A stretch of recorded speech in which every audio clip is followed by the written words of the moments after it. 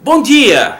Ter um terreno aqui de graça aqui no Peru, como é que é isso? Eu vou explicar nesse vídeo, então não sai daí, assista até o final para ver todos os detalhes, como a obra missionária pode estar aproveitando uma oportunidade aqui nos Campos Brancos do Peru. É um vídeo muito importante, então assista todo por completo. Voltamos já!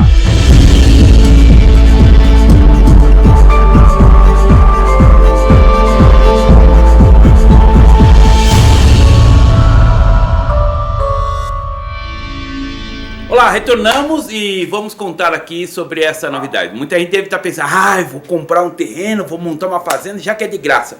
Não é bem assim que a banda toca, né? Existe aqui um sistema que eu descobri, né? Que eu tenho mostrado e vou mostrar ainda muito aqui nessa série de Campos Brancos, aqui no Peru. A oportunidade de ter um terreno aqui de graça. Mas não é na cidade já o sistema já é comercial como no Brasil.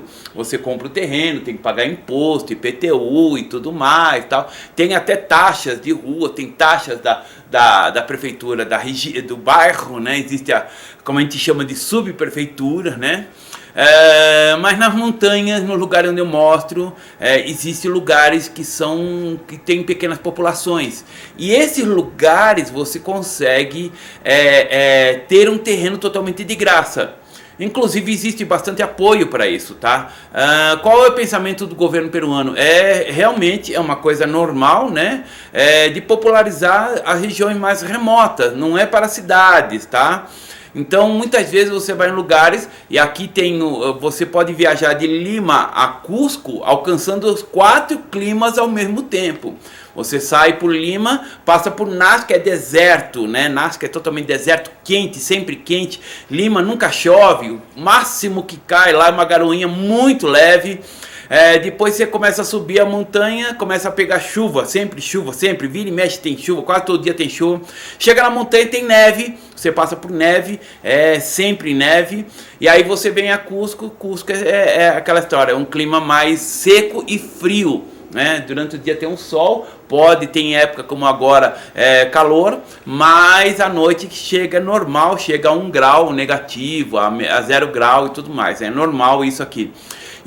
Mas nos lugares remotos eu quero que você preste bem atenção, porque não venha para cá pensando assim, não, vou lá aproveitar, vou lá conseguir, não é bem assim. Eu quero abrir a oportunidade, quero mostrar para que as agências missionárias possam despertar para essa oportunidade que é aqui no Peru. Não vejo ninguém falar nisso, tá? Ninguém, eu acompanho. Eu não sei se as agências missionárias sabem, mas é uma necessidade da região de Campos Brancos. Há aqui muitos povoados no alto da montanha, que falam pouco espanhol, falam espanhol, mas os jovens falam espanhol, mas falam o puro quechua. Então por isso que eu estou falando dessa campanha de eu precisar aprender o quechua. E tem também esses povoados que é organizado por administradores, né? Ou seja, é votado entre eles um administrador, onde esse administrador vai começar a trabalhar nisso. Então você quer ter um terreno, ele fala, te damos um terreno, você entra, você tem que ter o documento, tem que ser legalizado no Peru, lógico, né? Eu como carnê de estrangeirismo já sou um peruano, né? Um pré-peruano, pode dizer assim, né? Porque quando tiver o definitivo, o meu ainda é provisório, 2 anos o inicial. Quando tiver o definitivo, já sou praticamente um peruano, mas eu tenho menos regalias de um peruano, ou seja, eu voar com o preço do peruano, ter todas as oportunidades de um valor que o peruano paga. Um exemplo, daqui até Lima, um voo para um estrangeiro está na faixa de $300, para um peruano está 50, $60, então, ou seja, eu já aproveito essa vantagem. Agora, sobre esses lugares mais distantes, eles funcionam da seguinte forma. Você adquire o terreno, eles vão lá, você pede autorização, ele fala, não, quero morar aqui, tal, eu sou evangélico, e eles gostam muito dele. Claro que é bom você ter o contato com alguma igreja, né? Descobrir se nesse povoado tem já algum crente. Normalmente já tem algum crente ou algum parente de crente que vai te apoiar. Então, ou seja, você conseguindo esse apoio, você já vai ter um meio caminho andado. E aí eles vão te dar um terreno, que você quer onde? Aqui, ali, porque tem muito espaço livre, né? Aí você compra o material é seu. Eles até fazem campanhas para toda a população estar junto uma vez na semana, às vezes quase sempre no domingo, aí é um problema para a gente, né? Quase sempre nos domingos, e aí todos entram ali para poder construir sua casa, né? Uma casa simples, não vai pensar em uma casa luxuosa, uma casa simples, né? E aí você começa a morar, mas porém, contudo, todavia, existem obrigações quando você participa dessa comunidade, tá? Não é assim, você não vai ter imposto, você vai ter, às vezes vai ter luz, às vezes não, então você tem que comprar placa solar. Água você pode ter, às vezes tem, eles têm caminho para ter água sempre, tá? Porque ninguém vive sem água, pode viver sem energia, porque tem fogo, tem lenha e tudo mais, mas sem água é praticamente impossível viver, né? Então sempre tem alguma maneira que eles arrumam água, né? Algum caminho, alguma nascente que eles desviam para chegar até o local, e normalmente esses locais têm já água. Bom, vamos lá. E aí você tem um lugar onde você vai morar, e aí nesse lugar você vai ter um espaço para trabalhar, mas só que como a comunidade está em crescimento, está em nascimento, toda mobilização que vai ter no povoado, de repente arrumar ruas, arrumar água, construir o espaço que vai ser comum à comunidade, você tem que participar. No momento que você não participa, já é colocada uma multa. Por exemplo, aqui em cima, numa região aqui quando eu estava conversando com eles, aqui no Vale Sagrado, a comunidade ali já nasceu assim, e quando você não participa de alguma obra social, ou de repente de algum novo morador, você paga uma multa.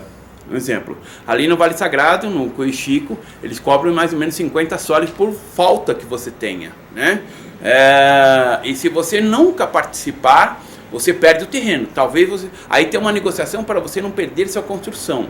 Aí vai negociar, de repente, alguma coisa assim, mas você perde a liberdade de você estar no lugar. Então, ou seja, você tem que participar do trabalho comunitário. Ou seja, toda a família se une, todas as famílias que moram no lugar se unem para estar trabalhando nesses lugares. Então é muito importante você saber isso. E isso é uma oportunidade para o campo missionário, é uma oportunidade que você pode começar a morar. Tem gente que acha que não, eu vou alugar um salão e vou começar a pregar e todo mundo vai vir. Não é bem assim que a banda toca, tá? Primeiro, no campo missionário você tem que pegar amizade, você tem que conhecer a cultura. E eu vou falar aqui em outros vídeos sobre a cultura, sobre o problema de você não ter choque cultural aqui no Peru.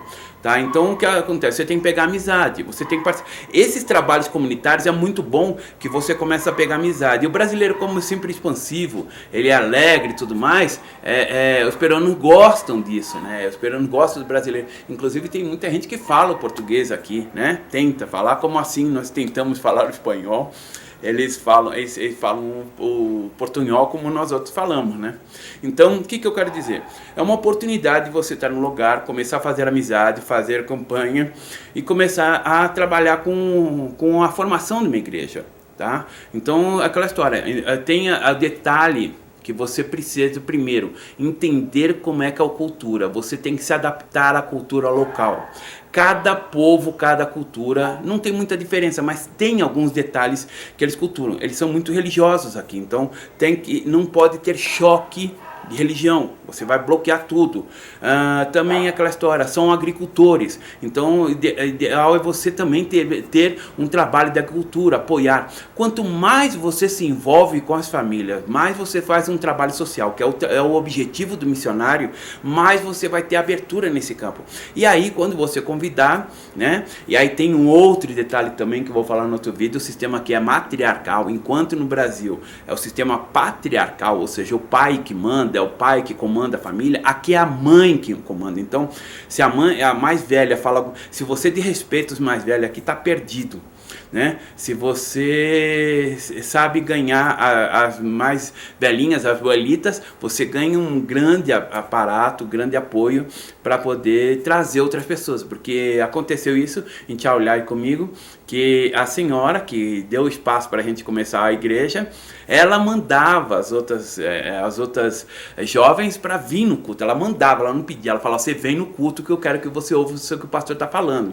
Então, ou seja, o trabalho missionário é isso, você você primeiro tem que identificar. E o trabalho comunitário, ele é muito bom para você ter uma comunhão com o povo, conhecer o povo. Então, ou seja, não é da noite para o dia que nasce uma igreja. Essa ideia de que está na cidade, que você monta um lugar, convida as pessoas, faz evangelismo e nasce uma igreja, no campo não é assim. Às vezes você leva um tempo.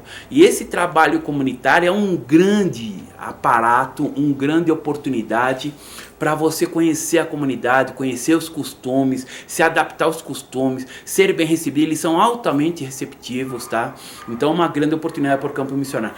Mais uma vez, não pense em vir aqui que vai montar uma fazenda e vai ficar, vai deixar sua casa somente aqui para você vir em viagem. Não existe isso, tá? Existe talvez na cidade, mas no campo não existe.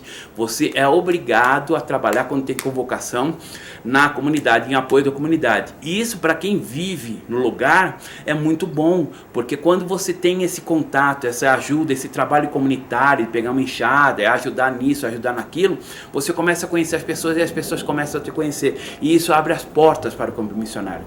Então, uma oportunidade que eu quero dizer, que eu vou continuar mostrando. Esse vídeo vai ficar fixo na minha página. É uma oportunidade que eu quero deixar para você aqui.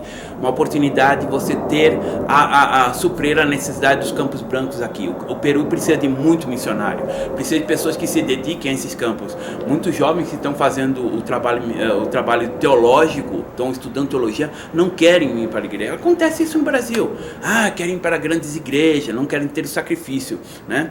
Mas nós, quando você tem um chamado missionário que você deve dedicar, você pode entrar. E é muito gostoso estar comunidade. Eu particularmente sou responsável de comunicação aqui na região de toda a região de Cusco. Então viajo bastante, faço bastante apoio, capacitação, trabalho com crianças também, a Bancai, mais oportunidades estão aparecendo, mas trabalhar nessas comunidades é muito, muito mais precioso. Enquanto na cidade você passa pelas pessoas, dá um bom dia, boa tarde, as pessoas não respondem, nos povoados as crianças já chegam perto de você, bom dia senhor, bom dia senhora, bom dia, bom dia. Eles são muito, muito educados, muito receptivos, né?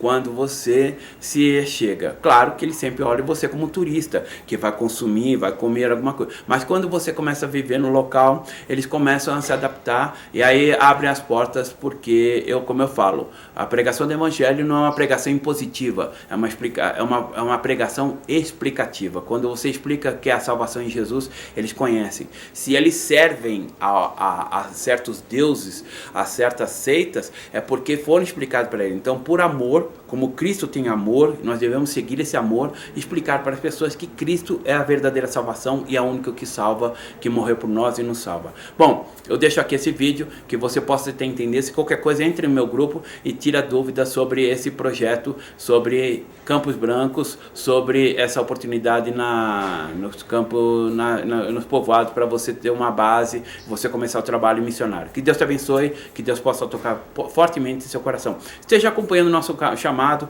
nosso caminhar, participa do nosso grupo no WhatsApp, me chama no link aí, tem um link, porque como aqui não tem DDD, as pessoas confundem muito, e quando coloca 051, as pessoas acham que é estado, o sistema mesmo celular. Então eu coloco o link para você clicar e entrar em contato comigo pelo WhatsApp. Participa do meu ministério, eu vou te dar muito mais explicação. Não fica somente assistindo, participe, seja intercessor. O que eu peço é pessoas que vão pegar o boletim mensal que eu estou produzindo e colocar nas igrejas. Isso já é um grande, grande apoio, que isso vai fazer com que outras pessoas despertem para o nosso ministério aqui no Peru. Que Deus te abençoe, até uma próxima oportunidade.